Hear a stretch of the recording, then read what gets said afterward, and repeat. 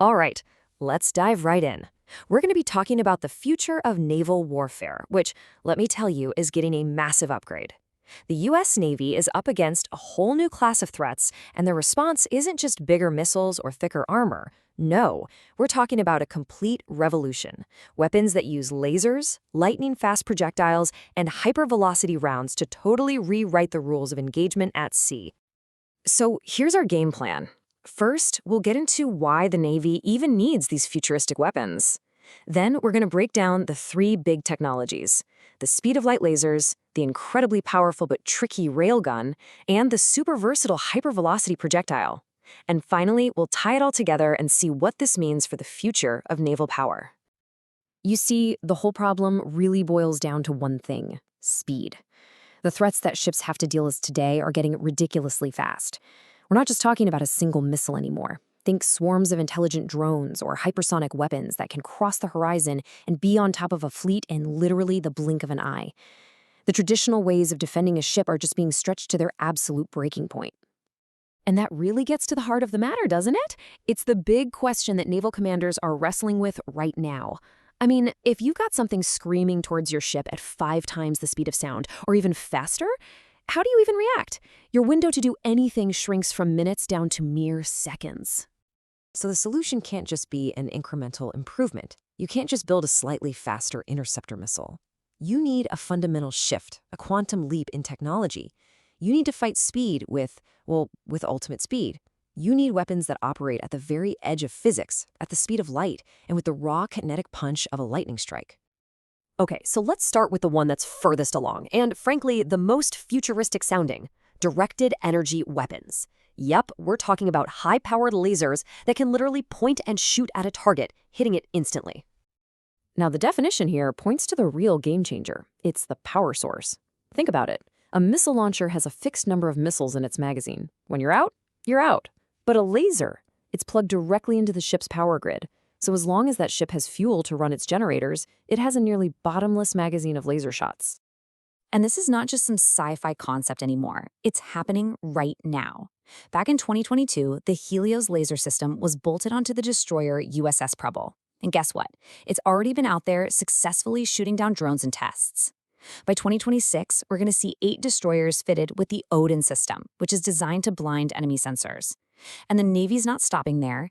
They're already looking ahead to way more powerful lasers to handle even bigger threats. Of course, it's not a silver bullet. There are definite trade-offs. On the plus side, you get instant speed-of-light engagement for pennies a shot. You got that unlimited magazine we talked about, and you can even choose your level of force. You can just dazzle a drone's camera instead of blowing it up. But the beam needs a clear line of sight. Bad weather like fog or rain can weaken it. It can only focus on one target at a time, and it's possible an enemy could counter it with something as basic as a mirror-like coating.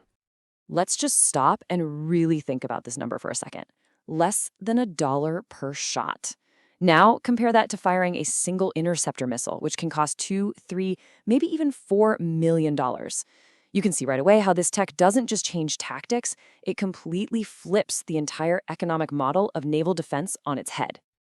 All right, so from weapons of light, let's shift gears to pure, raw kinetic force. This brings us to the electromagnetic railgun.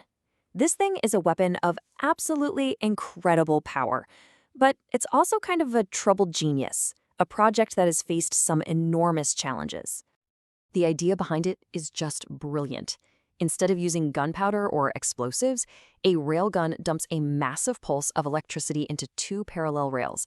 This creates an insane magnetic field that accelerates a solid metal slug down the barrel and flings it out the other side at truly mind-boggling hypersonic speeds. But man, the path has been tough. After pouring tons of money and time into it, the U.S. Navy hit the pause button in 2021 because of major technical roadblocks. But the story's not over.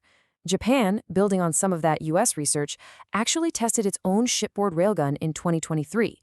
And now, defense contractors are trying to bring the U.S. program back, pitching it as a perfect missile defense weapon. And this slide really lays out the whole dilemma, doesn't it? The potential is just huge. A $25,000 projectile that can travel over 100 miles and hit a target with devastating force. But the reality is that the physics involved are just brutal. The forces are so extreme they can shred the barrel after just a handful of shots.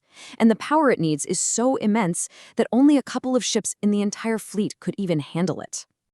Just to give you a sense of that speed, Mach 7 is more than 5,300 miles per hour. A chunk of metal moving that fast doesn't even need an explosive warhead. The sheer kinetic energy, just the force of the impact alone, is enough to completely vaporize whatever it hits. So, all those problems with the railgun launcher led to a really clever workaround. The thinking went something like this. If the superpowered launcher is the problem, what about the projectile itself? And that's how we get the Hypervelocity Projectile, or HVP. It's a super practical solution that basically builds a bridge between the Navy we have today and the technology of tomorrow. You know, the idea behind the HVP is so simple, it's brilliant. You take that super advanced, super smart guided projectile that was made for the railgun, and you tweak it so you can fire it from the standard 5-inch deck guns that are already on hundreds of ships across the fleet. Suddenly, you get a massive capability upgrade without having to build a whole new weapon system from scratch. And this path really shows how flexible the idea is. It started out as ammo for a futuristic weapon, then it got successfully test-fired from a regular destroyer back in 2018, and now it's evolved into a key piece of defense strategy for both the Navy and the Army, who see it as a great tool for everything from swatting down cruise missiles to defending against artillery fire. And yep, here we are again, back to the money.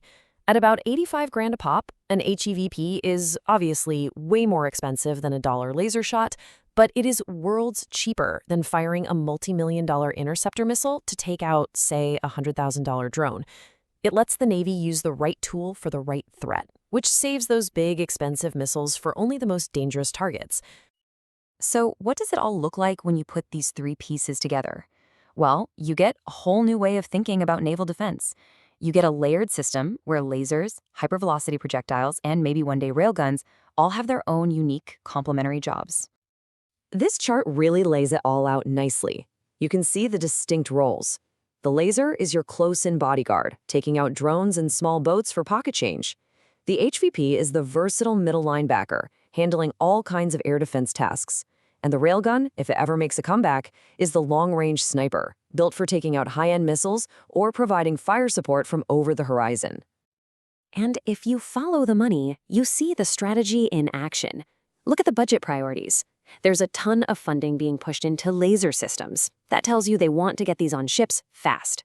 The HVP is also a clear priority, with the Army alone asking for $150 million to keep developing it. And the railgun? It's on the back burner. Its funding cut way back while the tech hopefully matures.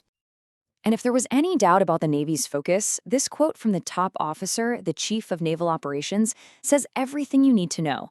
The vision is a laser on every ship. This isn't just some experimental toy. They see this as a fundamental, cornerstone technology for protecting the entire fleet in the future. So that leaves us with one final really big question. There's no doubt these new weapons offer an incredible leap forward in defense. But here's the thing. Our adversaries aren't standing still either.